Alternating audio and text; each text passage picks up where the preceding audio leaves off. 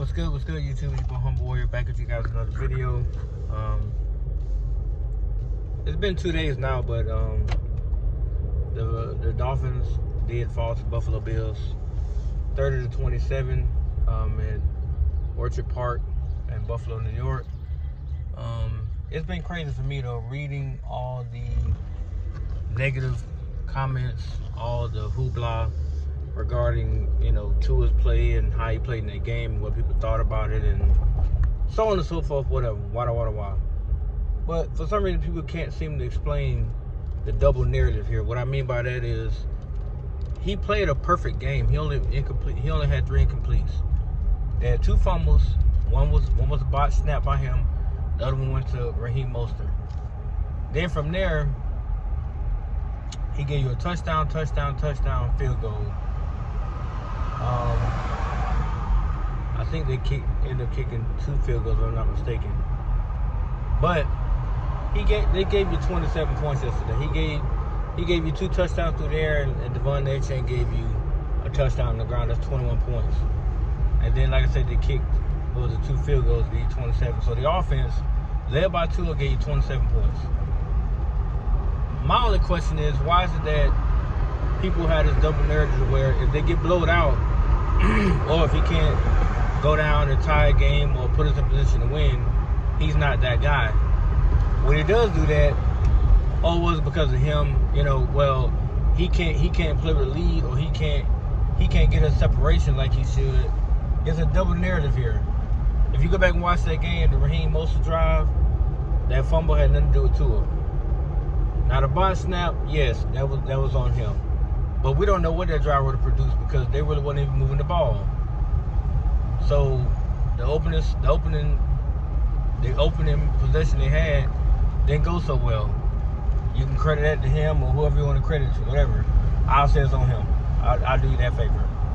But to say that, the last 2 drives they had offensively, he gave you 14 points in the fourth quarter because they had got outscored in the third, like 14-3. So they was getting their ass whooped.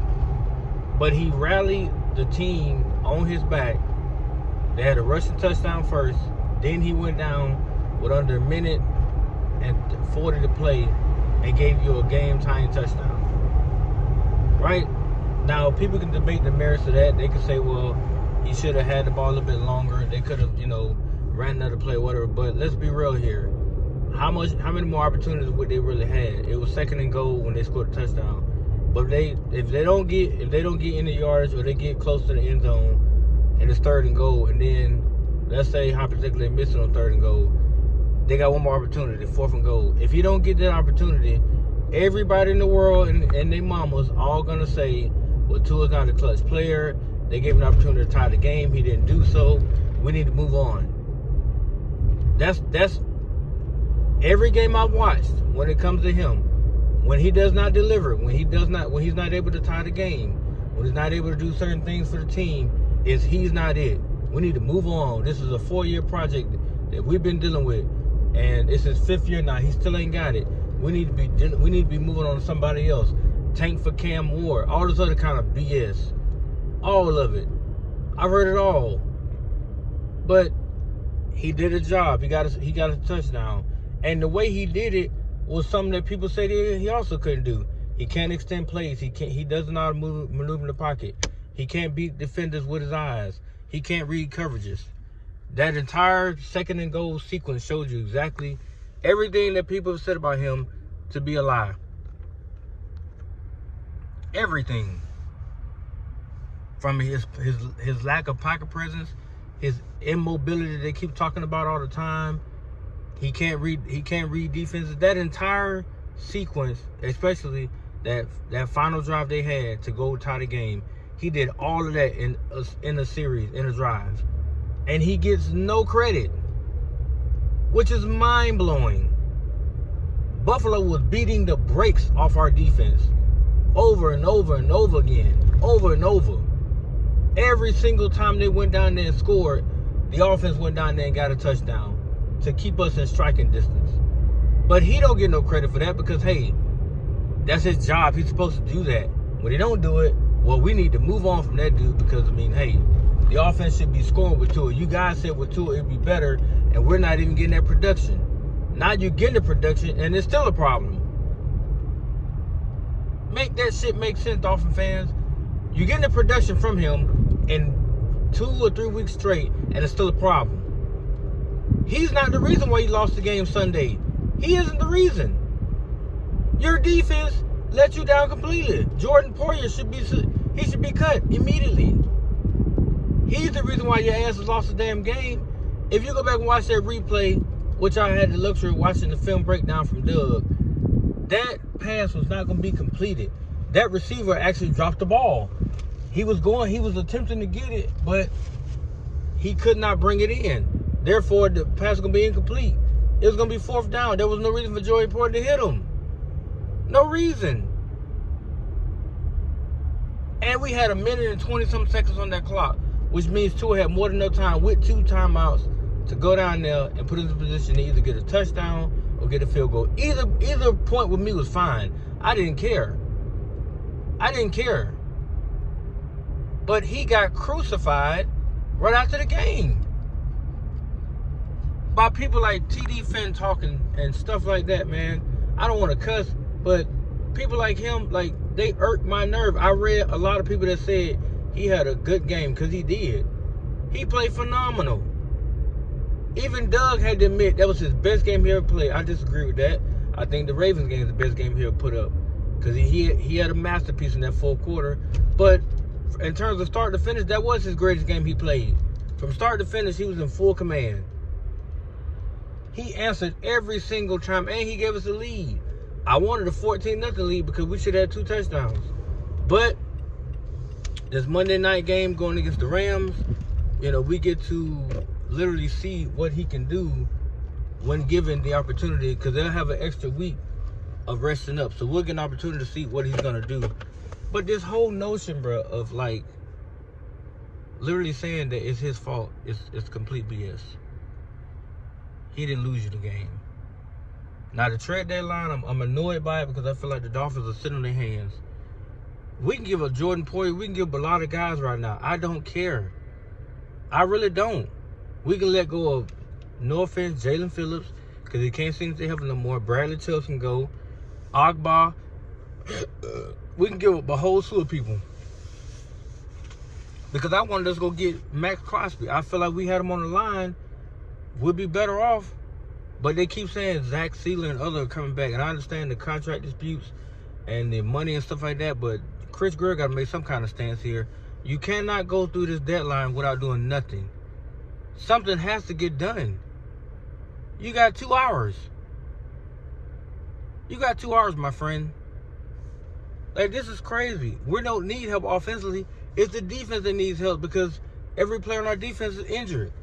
It's the same stuff from last season. We cannot stay healthy, but they blame Tua for that too.